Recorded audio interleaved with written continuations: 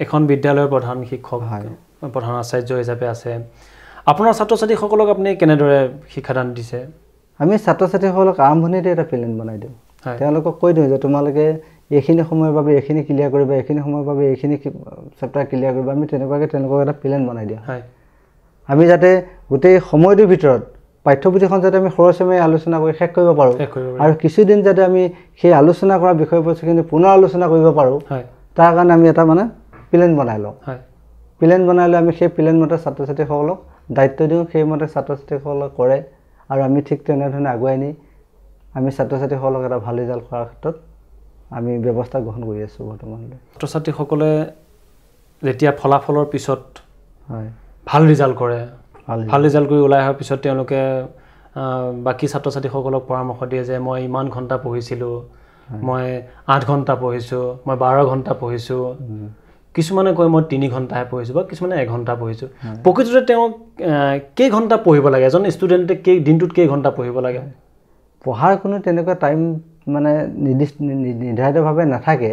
কিন্তু আমি সাধাৰণতে 8-10 ঘণ্টা পঢ়িলে এজন ছাত্ৰ ছাত্ৰীৰ কাৰণে দিনটোৰ কাৰণে সাফিচিয়েণ্ট হয় কিন্তু পঢ়াৰ সময়খিনি তেওঁলোকে উপযুক্ত মনোযোগ দি পঢ়িব লাগিব সেইটো আচল কথা কিছু ছাত্ৰ ছাত্ৰী গোটেই দিনটো পঢ়ি থাকে শেষত ফলাফলটো তেওঁলোকে ভালদৰে বিচৰা মতে কৰিব নোৱাৰে কিন্তু কিছু ছাত্ৰ ছাত্ৰীয়ে কম সময়তে পঢ়ি ভাল ৰিজাল্ট কৰিব পাৰে গতিকে পঢ়াৰ যিটো সময় সেই সময়টোত ছাত্ৰ ছাত্ৰীসকলে যিটো মনোযোগ দিব লাগে এই মনোযোগ দিয়াটোৰ ওপৰতে নিৰ্ভৰ কৰে আৰু তেওঁলোকৰ যিটো স্মৃতি শক্তি তাৰ ওপৰতে ডিপেণ্ড কৰে কিছুমানৰ স্মৃতি শক্তিবিলাক কম বেছি সময় পঢ়িব লাগে কিছুমান ছাত্ৰ ছাত্ৰীৰ স্মৃতি শক্তি বেছি সহজতে বুজি পায় তেওঁলোকে কম সময় পঢ়িলে হয় গতিকে সাধাৰণতে আমি 8-10 ঘণ্টা পঢ়িলে এজন ছাত্ৰ ছাত্ৰী এটা সুন্দৰ মানে ৰিজাল্ট কৰিব পাৰে বুলি আমি অনুভৱ কৰিব পাৰোঁ হয় এইখিনিতে আপুনি এটা কথা উল্লেখ কৰিছে যে কিছু ছাত্ৰ ছাত্ৰীৰ স্মৃতি শক্তি কম কিছুৰ বেছি আচলতে প্ৰায় ষ্টুডেণ্ট তেনেকুৱা দেখা যায় আমি যিসকল ছাত্ৰ ছাত্ৰী বহুত ছাত্ৰ ছাত্ৰী তেনেকুৱা দেখিছোঁ সময়ত দেখা যায় যে এই ছাত্ৰ ছাত্ৰীসকলে আচলতে কিবা সূত্ৰ আছে নেকি যে তেওঁলোকৰ স্মৃতি শক্তি বৃদ্ধি কৰিবৰ কাৰণে তেনেকুৱা কিবা জনাব নেকি ছাত্ৰ ছাত্ৰী বিশেষভাৱে নিৰ্ভৰ কৰে মানে শ্ৰেণীকক্ষত তেওঁলোকৰ যিটো মনোযোগ শ্ৰেণীকক্ষত বহু ছাত্ৰ ছাত্ৰী অমনোযোগিতাভাৱে থাকে শিক্ষকসকলে ধুনীয়াকৈ পঢ়াই থাকে শ্ৰেণীকক্ষত কিন্তু ছাত্ৰ ছাত্ৰীসকলে কিছুৱে মানে কি হয় অমনোযোগিতাভাৱে থাকে যিসকলে অমনোযোগিতাভাৱে থাকে তেওঁলোকে আয়ত্ত কৰাৰ শক্তিটো কমি যোৱাৰ ফলত তেওঁলোকে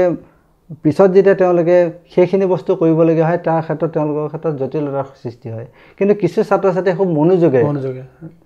আগ্ৰহভাৱে তেওঁলোকে শিক্ষকে কি কৈছে কি বুজাব বিচাৰিছে এইখিনি খুব সুন্দৰভাৱে তেওঁলোকে বুজি লয় গতিকে পিছত তেওঁলোকে কিবা প্ৰশ্ন উত্তৰে হওক বা কিবা অংকৰ ক্ষেত্ৰই হওক বা যিকোনো এটা কৰিব বিচাৰিলে তেওঁলোকে সহজতে কৰিব পাৰে গতিকে শ্ৰেণীকক্ষত ছাত্ৰ ছাত্ৰীৰ যিটো মনোযোগিতা সেই মনোযোগিতাৰ ওপৰত নিৰ্ভৰ কৰে তেওঁলোকৰ স্মৃতি শক্তিৰ প্ৰভাৱটো মানে পৰে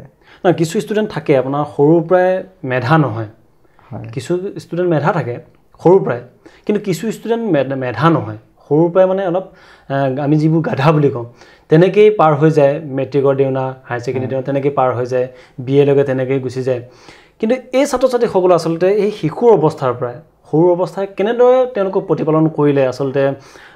সেই মেধা শক্তিটো আহিব এইটো অলপ আপুনি জনাব পাৰিব নেকি যে কি কৰিলে প্ৰকৃততে পিতৃ মাতৃসকলৰ ক্ষেত্ৰত যদি কওঁ আমি যে কি ব্যৱস্থা গ্ৰহণ কৰিলে আচলতে সেই ছাত্ৰ ছাত্ৰী গাধাৰ পৰা মেধা হ'ব গতিকে আমি সাধাৰণতে কওঁ যে মানে ছাত্ৰ ছাত্ৰীসকলৰ মানে পঢ়াৰ মানে যিটো কঠীয়াতলী হ'ল ঘৰখনেই বুলি সাধাৰণতে কয় মানুহে গতিকে ঘৰখনৰ পৰা ছাত্ৰ ছাত্ৰীসকলে শিকে গতিকে বিদ্যালয়ত তেওঁলোকে যিটো পৰিৱেশ পায়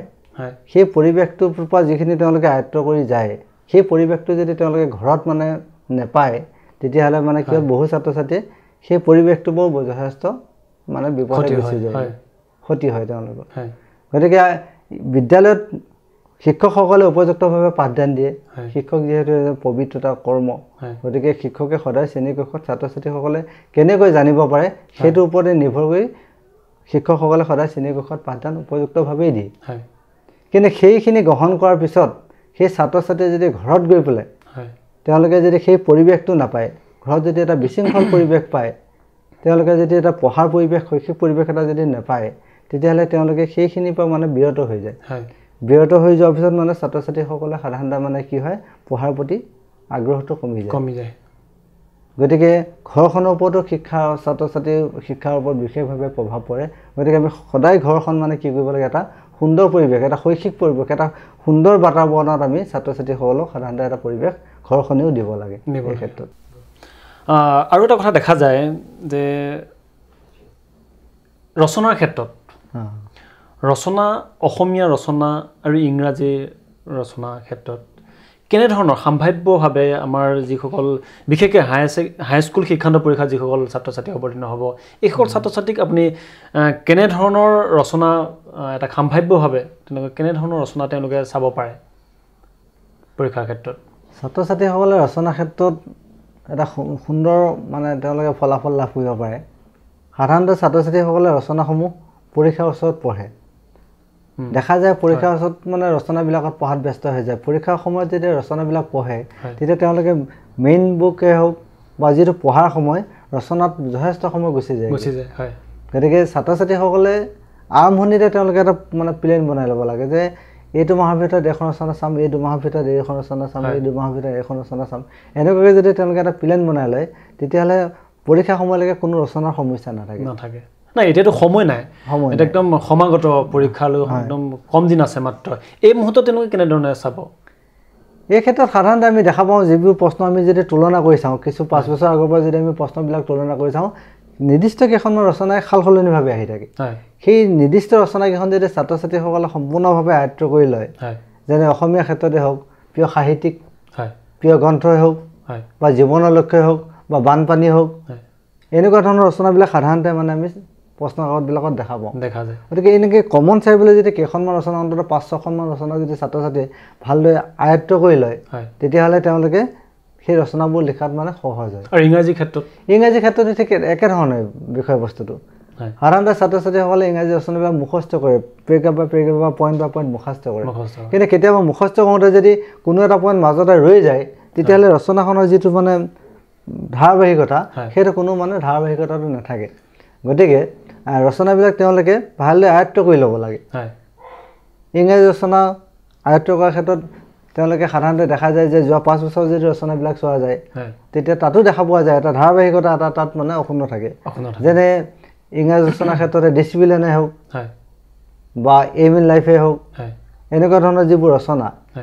বা তেওঁলোকে নিউজ পেপাৰ চাব পাৰে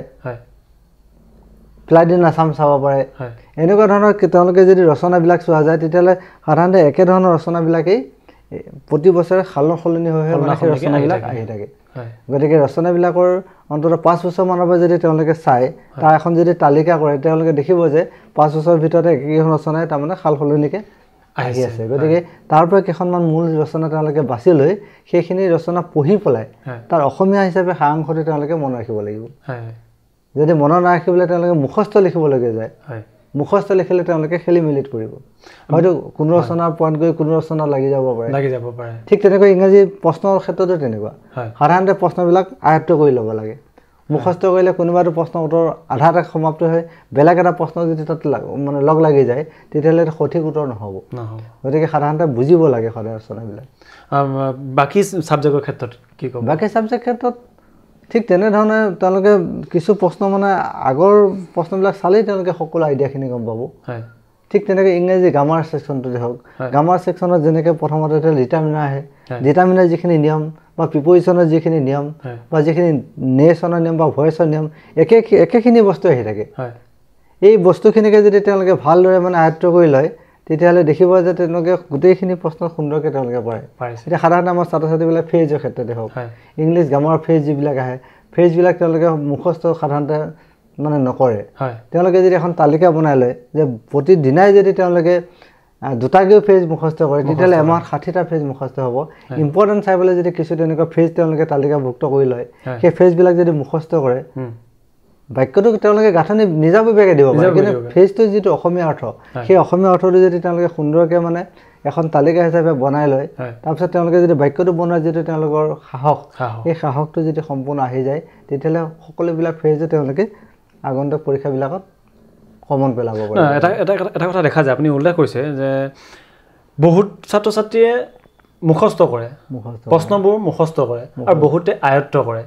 প্ৰকৃততে কোনটো কৰিব লাগে আয়ত্ত কৰিব লাগে মুখস্থ কৰিলে তেওঁলোকে কেতিয়াবা মাজতে যদি সেই প্ৰশ্নটো যেনে লং কুৱেশ্যন এটা এনচাৰটো যদি তেওঁলোকে মুখস্থ কৰোঁতে মাজতে যদি তেওঁলোকে পাহৰি যায় তেতিয়াহ'লে সেই কুৱেশ্যনটোতো সম্পূৰ্ণ নহ'ব তেতিয়া তাত নম্বৰটো তেওঁলোকে গোটাব নোৱাৰিব তেওঁলোকে যদি বুজি লৈ পেলাই লিখিলে তেওঁলোকে সুন্দৰভাৱে গোটেই উত্তৰটো লিখিব পাৰিব আমাৰ যিসকল ছাত্ৰ ছাত্ৰী এইবাৰ হায়াৰ ছেকেণ্ডেৰী বা হাইস্কুল শিক্ষান্ত পৰীক্ষাত অৱতীৰ্ণ হ'ব এই ছাত্ৰ ছাত্ৰীসকলৰ লগতে তেওঁলোকৰ পিতৃ মাতৃলৈ কিবা পৰামৰ্শ আপুনি দিব নেকি আগন্তুক যি হাইস্কুল শিক্ষান্ত পৰীক্ষা আহি আছে ইয়াত পিতৃ মাতৃসকলে ছাত্ৰ ছাত্ৰীসকলৰ ক্ষেত্ৰত এটা ভূমিকা গ্ৰহণ কৰিব লাগে তেওঁলোকে যিটো মানে ঘৰুৱাভাৱে তদাৰক কৰিব লাগে ছাত্ৰ ছাত্ৰীসকলক যে উপযুক্ত সময়ত পঢ়িছে নে নাই তেওঁলোকে কি পঢ়িছে তেওঁলোকে এই ক্ষেত্ৰতো অভিভাৱকসকলে কিছু দৃষ্টি দিব লাগে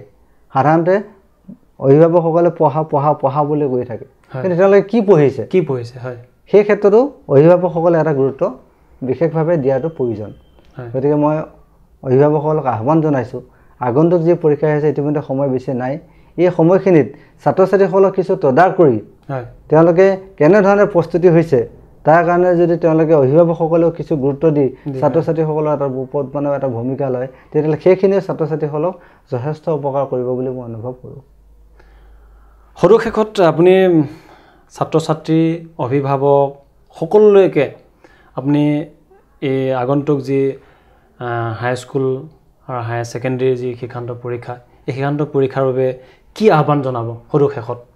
মই প্ৰত্যেকলৈকে এটা আহ্বান জনাওঁ অভিভাৱক হওক বা ছাত্ৰ ছাত্ৰী হওক আগন্তুক যি পৰীক্ষা আহি আছে এই পৰীক্ষাত যাতে সকলোৱে এটা ভাল ফলাফল দেখুৱায় এই যিটো হাইস্কুল শিক্ষান্ত পৰীক্ষা এইটো তেওঁলোকে এটা এখন ভাল শিক্ষানুষ্ঠানত পঢ়িব পৰা এটা তেওঁলোকে দেউনা পাৰ হ'ব ইয়াৰ পিছত তেওঁলোকে যিটো হায়াৰ ছেকেণ্ডেৰী পৰীক্ষা দিব সেইটোহে তেওঁলোকৰ কাৰণে এটা মূল পৰীক্ষা থাকিব এই পৰীক্ষাটোত যাতে তেওঁলোকে বা যিসকল ছাত্ৰ ছাত্ৰী এতিয়া আগন্তুক উচ্চতৰ মাধ্যমিক শিক্ষান্ত পৰীক্ষাত অৱতীৰ্ণ হ'ব তেওঁলোকে যাতে এটা বিভিন্ন এটা নিৰ্দিষ্ট দিশত তেওঁলোকে যাতে পঢ়িবগৈ পাৰে তাৰ বাবে তেওঁলোকে তেনেকুৱা ধৰণৰ এটা লক্ষ্য ৰাখি আগন্তুক উচ্চতৰ মাধ্যমিক শিক্ষান্ত পৰীক্ষাত অৱতীৰ্ণ হ'লে মই তেওঁলোকক নিশ্চয় ভাল পাম আৰু তেওঁলোকে যাতে এটা মানে ভাল ফলাফল দেখুৱায় এটা নিৰ্দিষ্ট দিশত যাতে তেওঁলোকে গুচি যাব পাৰে তাৰ বাবে মই উচ্চতৰ মাধ্যমিক শিক্ষান্ত পৰীক্ষাৰ শিক্ষাৰ্থীসকলকো এটা আহ্বান জনাইছোঁ হয় আজি আমি প্ৰথম যে কাৰ্যসূচী আছিলে আমাৰ প্ৰথম অনুষ্ঠান পৰীক্ষা এই পৰীক্ষালৈ আমি আমন্ত্ৰণ জনাই আনিছিলোঁ মৰিগাঁও জিলাৰ চৰাইবাহী শংকৰদেৱ বিদ্যা নিকেতনৰ প্ৰধান আচাৰ্য ভাগ্যৰাম নাথদেৱক আৰু আমি তেখেতে যি আহ্বান জনাইছে আমি টাইমছ গুৱাহাটীৰ তৰফৰ পৰা সকলো ছাত্ৰ ছাত্ৰীলৈ শুভেচ্ছা জনাইছোঁ আগতীয়াকৈ সকলোকে আহ্বান জনাইছোঁ সকলোৱে যেন ভাল ৰিজাল্ট কৰে আৰু এই আহ্বান জনাই আজি আমি আমাৰ এই পৰীক্ষা অনুষ্ঠানটি ইমানতে সামৰণি মাৰিছোঁ